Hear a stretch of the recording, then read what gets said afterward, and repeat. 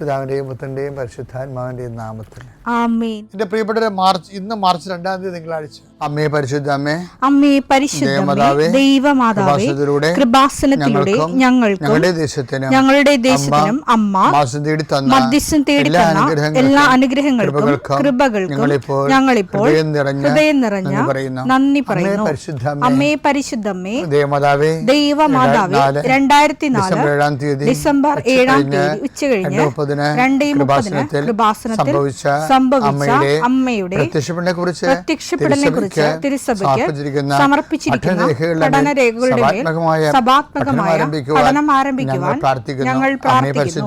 അമ്മേ പരിശുദ്ധമേ, ഭൂസ്വർലോകങ്ങളുടെ രാജ്ഞിയായ അങ്ങേയ്ക്ക് ഭൗമസംരക്ഷണത്തിനായി പ്രപഞ്ചപ്രകൃതിയെ തന്നെ തിരുസഭ പ്രതിഷ്ഠിക്കുവാൻ ഈ പ്രത്യക്ഷീകരണം വഴി ഇടയാക്കണമേ. പരിശുദ്ധമേ, ജപമാല മാതാവേ, സകല കൃപാസനം പ്രാർത്ഥനയോടും ചേർത്ത് ഞങ്ങളിപ്പോൾ പ്രാർത്ഥിക്കുന്ന ഈ കുടുംബത്തിന്റെ പ്രത്യേക നിയോഗം പറ മക്കളെ.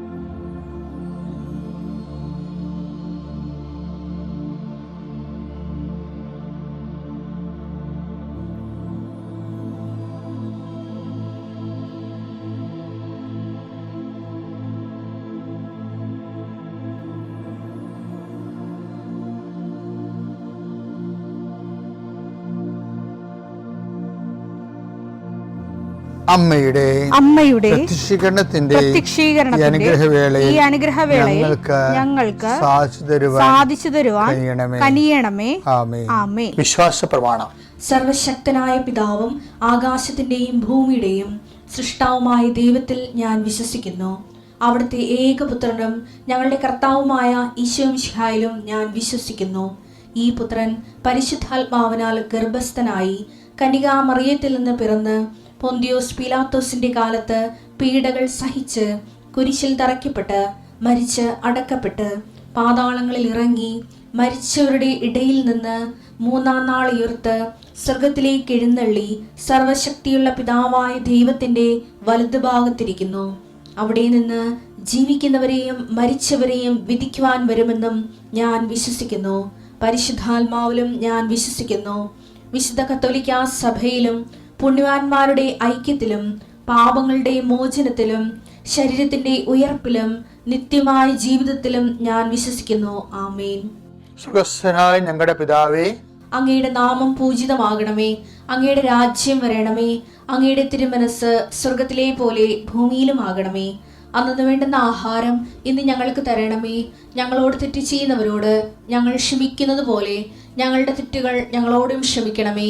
ഞങ്ങളെ പ്രലോഭനത്തിൽ ഉൾപ്പെടുത്തരുതേ, തിന്മയിൽ ഞങ്ങൾ രക്ഷിക്കണമേ. ആമേൻ. നന്മ നിറഞ്ഞ മറിയമേ, സ്വസ്തി. കർത്താവ് അങ്ങയുടെ കൂടെ സ്ത്രീകളിൽ അങ്ങ് അനുഗ്രഹിക്കപ്പെട്ടവളാകുന്നു. അങ്ങയുടെ ഉദരത്തിൻ ഫലമായി ഈശോ അനുഗ്രഹിക്കപ്പെട്ടവനാകുന്നു. പരിശുദ്ധ മറിയമേ, തമ്പുരാന്റെ അമ്മേ, പാപികളായ ഞങ്ങൾക്ക് വേണ്ടി ഇപ്പോഴും ഞങ്ങളുടെ മരണസമയത്തും തമ്പുരാനോട് അപേക്ഷിക്കണമേ. ആമേൻ.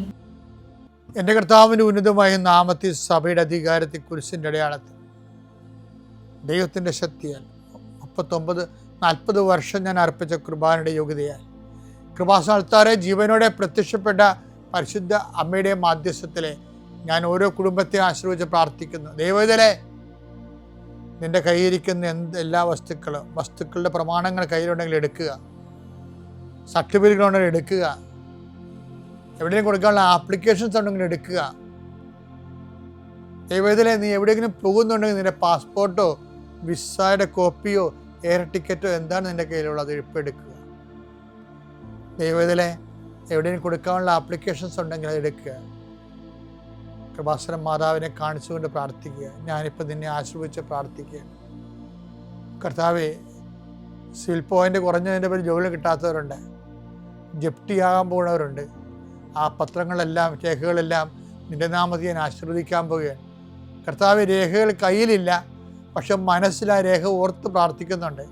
ഇപ്പം എടുക്കാൻ പറ്റാത്ത ആ രേഖ എൻ്റെ കയ്യിലുണ്ടായിരുന്നെങ്കിൽ എന്ന് ആഗ്രഹിച്ച് വിഷമിക്കുന്നവരുണ്ട്. കർത്താവെ, ആ രേഖ എവിടെയാണ് ഇരിക്കണത്? അവിടെ നിൻ്റെ തിരുമുറിവാർന്ന് വലത് കരുത്താൻ ആ രേഖയെ സ്പർശിക്കണമേ. മാതാവിൻ്റെ മധ്യസ്ഥത്തിൽ പ്രാർത്ഥിക്കുന്നു. അവരെന്താണ് ഉദ്ദേശിക്കുന്നത്? അതുകൊണ്ട് അത് നിറവേറാൻ കർത്താവ് അനുവദിക്കട്ടെ.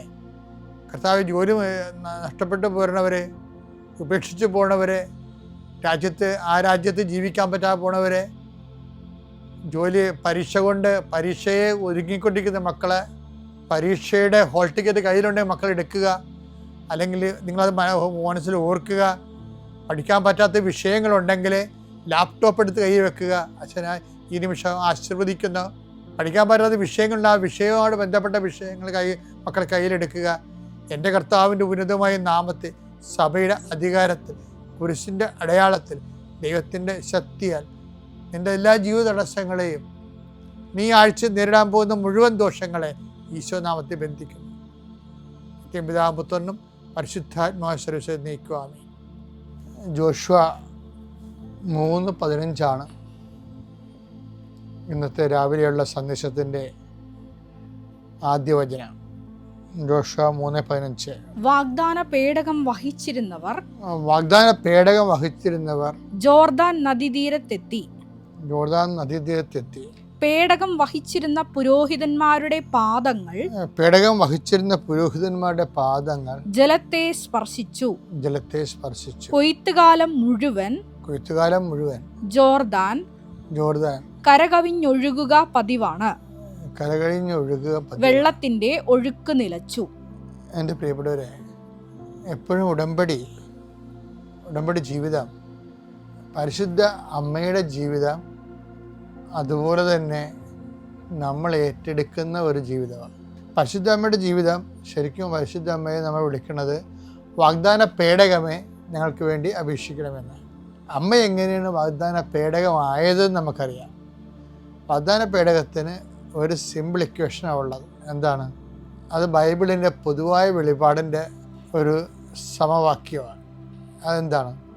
കർത്താവിൻ്റെ വചനം, കർത്താവിൻ്റെ കൽപ്പനകൾ പാലിച്ച് അതനുസരിച്ച് ജീവിക്കുക. അതാണ് അമ്മ പറഞ്ഞത്. ഇതാ കർത്താവിൻ്റെ ദാസി, നിന്റെ വചനം പോലെ എന്നിലാവട്ടെ.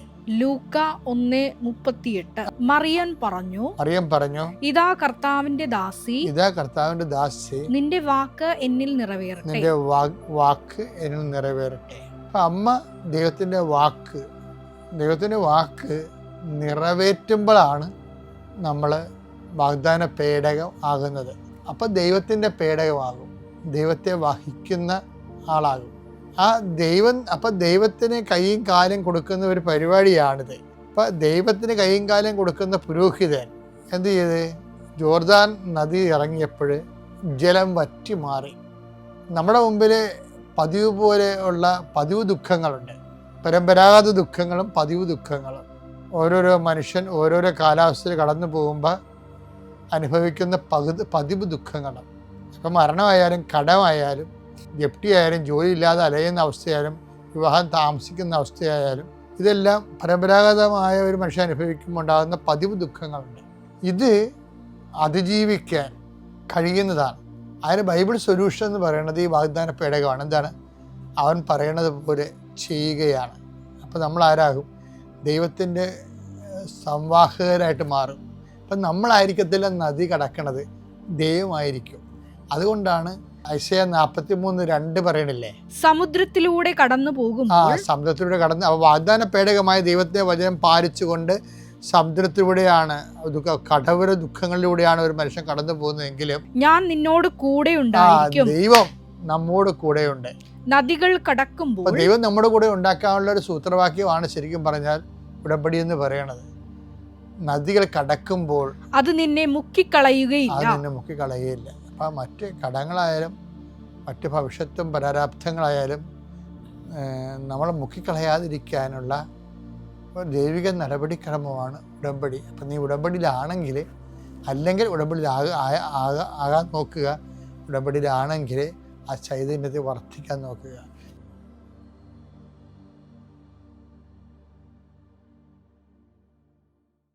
അത്യപൂർവ ദൈവാനുഭവങ്ങൾ ഇനി നിങ്ങൾക്കും സ്വന്തം. ഈ യൂട്യൂബ് ചാനൽ ഇതുവരെ സബ്സ്ക്രൈബ് ചെയ്തിട്ടില്ലെങ്കിൽ ഇപ്പോൾ തന്നെ സബ്സ്ക്രൈബ് ചെയ്യുക. ഈ വീഡിയോ ഇപ്പോൾ തന്നെ നിങ്ങളുടെ സുഹൃത്തുക്കൾക്ക് ഷെയർ ചെയ്തുകൊണ്ട് കർത്താവിൻ്റെ പ്രേക്ഷിതരാകുക.